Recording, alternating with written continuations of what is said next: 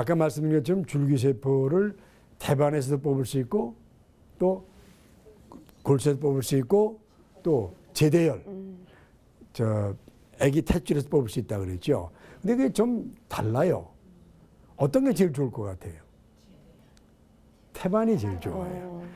태반이 제일 좋은 게 왜냐하면 제대열에서 나오는 그것은 한 이렇게 100cc 정도를 추려가지고 하죠. 그러면 태반에서 나오는 거는 그 소위 말해서 태반이 3개로 둘러서 있어요.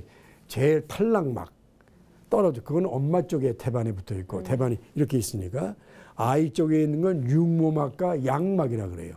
이 3군데서 다 줄기세포를 우리가 채취해낼 수가 있어요. 근데 이 줄기세포가 태반에서 나온 게 제대열보다 훨씬 숫자가 많습니다. 숫자가. 얼마나 많을까요? 혹시 아시는 분? 그냥 한번 때려보세요. 얼마라고. 1000배가 많아요. 1000배의 숫자가 많아요.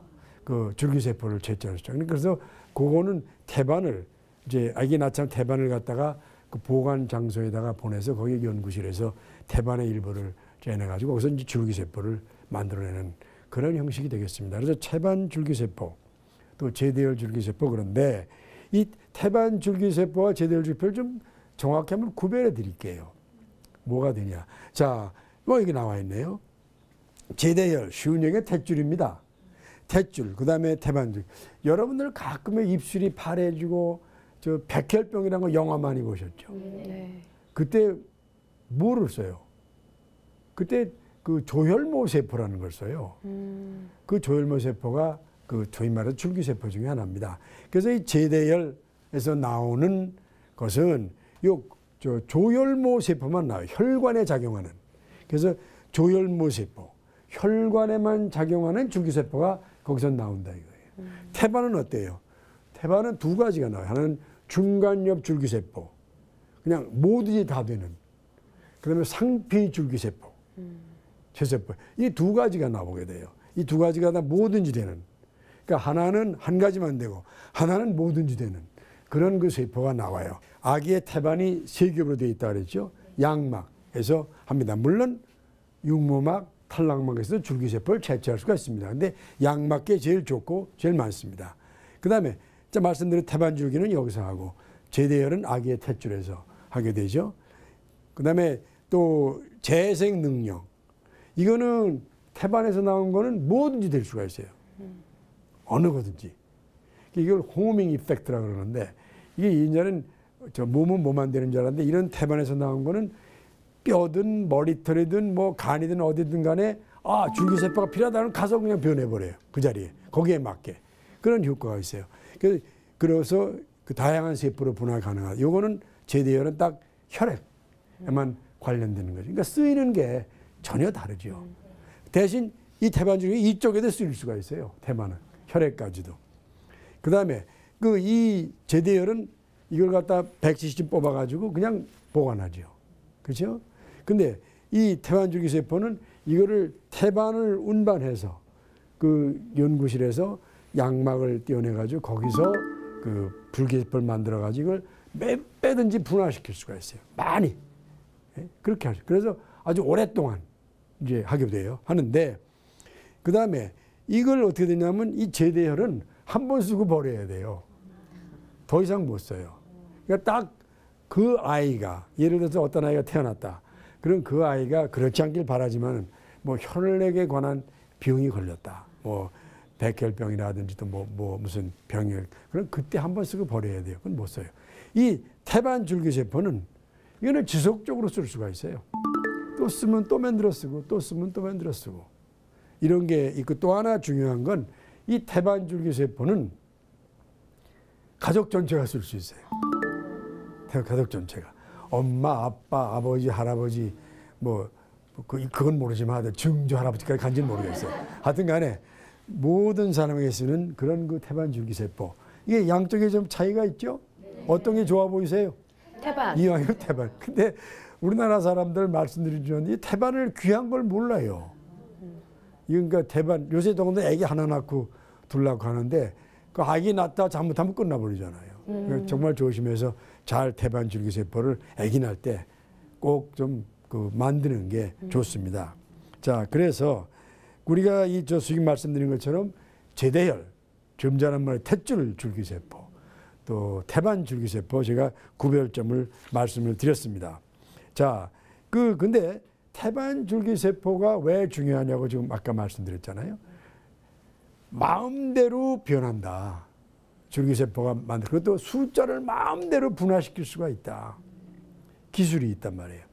그 태반 줄기세포도 말이죠. 그 아주 검사실이 많은데 진짜가 있고 좀 이끌음한 게 있어요. 그러니까 제대로 된 검사실에서 만들어야 돼요. 잘 하셔야 돼요. 우리가 같은 제품도 보면 다 다르잖아요. 그래서 어느 곳에서 이 태반 줄기세포를 제대로 만들고 제대로 보관하는지 이건 여러분의 몫이에요. 내 몫은 아니에요. 나중에 땅 치고 손에 치고 그러지 말면 잘 생각하셔서 하셔야 된다 그 말이에요. 그죠? 그래서 이 태반 줄기세포가 아직까지 우리에게 덜 익숙해요. 여러분 금방 제대로 줄기세포는 아시잖아. 아까 물어보니까. 태반 줄기세포는 처음 해세요? 그렇게 많이 못 들으셨어요. 근데 태반 줄기세포야말로 말씀드린 것처럼 제대열 줄기세포보다 훨씬 기능이 많고 마음대로 분화되고 숫자 늘릴 수 있고 그리고 또 보관도 좋고 그다음에 가족 전체가 쓰는 그렇게 좋은 거라 이거 꼭 알아두세요. 태반 줄기세포를 통해서 우리가 할 일이 참 많을 것 같아요. 앞으로 말이죠. 자, 그래서 태반 줄기세포는 모든 줄기세포 아직까지는 우리가 소위 의학계에서 100% 야 이렇다 하고는 못해요. 계속적으로 인류가 노력하고 있고 또 어떤 사람들은 뭐 이걸 가지고 좋아졌 나빠졌 얘기를 많이 합니다. 어쨌든 간에 이 태반 줄기세포 이게 굉장히 중요하다는 꼭 좀 기억하세요. 그래서 누구든지 태반 줄기세포는 채취하셔야 돼요. 자, 그 다음에 이 태반 줄기세포가 이제 우리가 그 얘기가 들었는데 제가 산모들에게 좀 그 말씀드린 이유는 태반은 아기를 낳을 때 한 번이에요. 그때 놓치게 되면 끝이에요. 네. 근데 어떤 때는 또 의사에서 얘기지만 태반이 안 나가지고 고생 많이 합니다. 아기를 받지요. 아기를 받아놓고 나서 그 다음에 이제 탯줄을 자르죠.